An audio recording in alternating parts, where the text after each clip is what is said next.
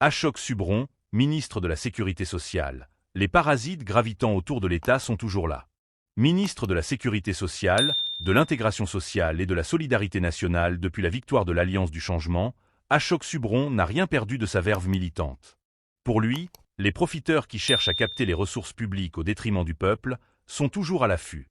Il plaide pour un assainissement du système, sans chasse aux sorcières, mais avec une fermeté inébranlable. On a connu un Ashok Subron à moto et en tenue décontractée. Aujourd'hui, le style est bien différent. Une précision. J'ai effectivement roulé à moto pendant une vingtaine d'années, tout comme j'ai conduit une voiture reconditionnée durant plus de 12 ans. Je roule toujours dans une Hyundai de seconde main. Mais en tant que ministre, je me déplace pour mes fonctions officielles dans un véhicule fourni par l'État. Après 2 Audi qui étaient déjà affectés au ministre avant moi, ma voiture officielle est désormais une Volvo, plus adaptée aux missions de terrain. En tant que ministre responsable des centres de refuge, il est crucial d'avoir un véhicule fonctionnel en cas d'inondation ou de cyclone. C'est pratique. Quel effet cela fait-il d'être ministre? Qui lève sa fermua? Pour moi, une voiture officielle reste un simple outil de travail. J'ai d'ailleurs fait remettre la plaque d'immatriculation originale RM, qui n'est plus personnalisée. Ce n'est pas un privilège, mais un moyen d'exécuter les fonctions que mon parti et le Premier ministre m'ont confiées. Si demain l'État me donne une voiture de seconde main, je n'aurai rien à redire. Comparé au local modeste du quartier général de Resistants EC Alternatif, REA, à Moka, votre bureau ministériel au 13e étage du NPF Building est tout autre. Bureau REA Moka, c'est en réalité la case qui mon hérite de Momama, qui après monlège légalement à Car, Resistant EC Alternatif. Ma maman était une travailleuse, donc c'est effectivement un local modeste.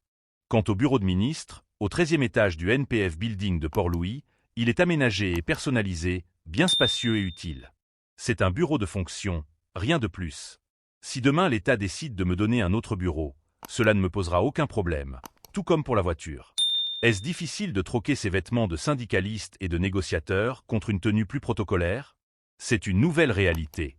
Cela m'a pris du temps pour la transition. Avant, je ne choisissais jamais mes vêtements la veille. Aujourd'hui, c'est le cas. Puis, comme vous l'avez si bien dit, j'ai toujours porté des habits simples. Maintenant, avec le protocole, je porte des vêtements que j'aime, mais un peu plus protocolaires, mais pas une cravate et un costume. Je n'en possédais même pas.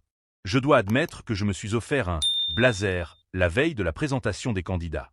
Quand je me suis vu dans le miroir, j'ai eu du mal à me reconnaître. Toutefois, tout en respectant les codes occidentaux, j'ai choisi des habits issus de l'Inde, de la Chine et de l'Afrique et dans lesquels je me sens à l'aise lors des fonctions officielles. J'ai reçu beaucoup de compliments, y compris du Premier ministre, de mes collègues ministres, des députés et du peuple en général.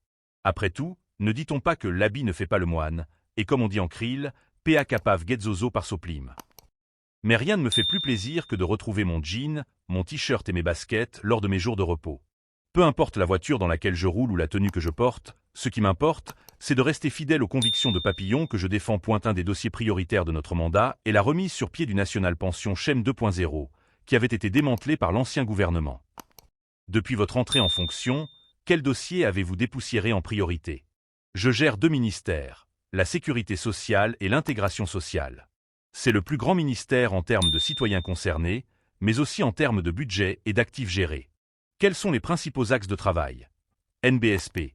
Le ministère de la Sécurité sociale administre les pensions de retraite, les allocations pour les personnes en difficulté, celles en situation de handicap, les veuves, ainsi que diverses aides sociales.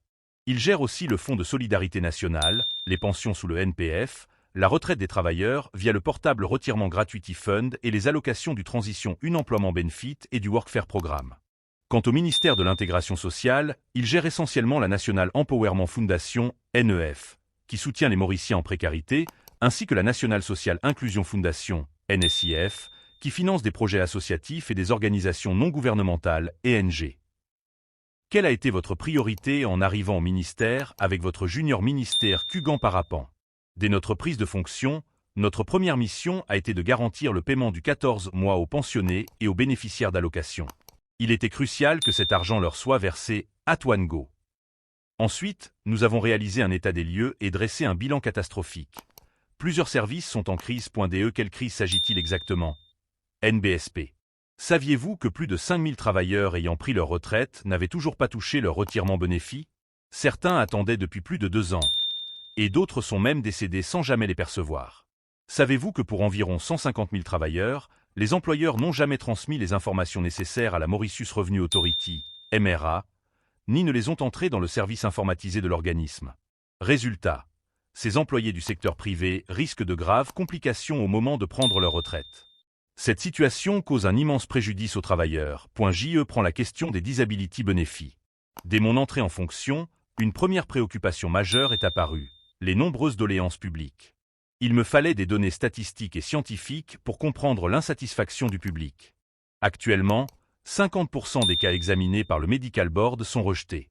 De plus, les allocations pour les personnes en situation de handicap ne sont accordées que pour une année et seuls 4% des patients bénéficient d'une pension permanente.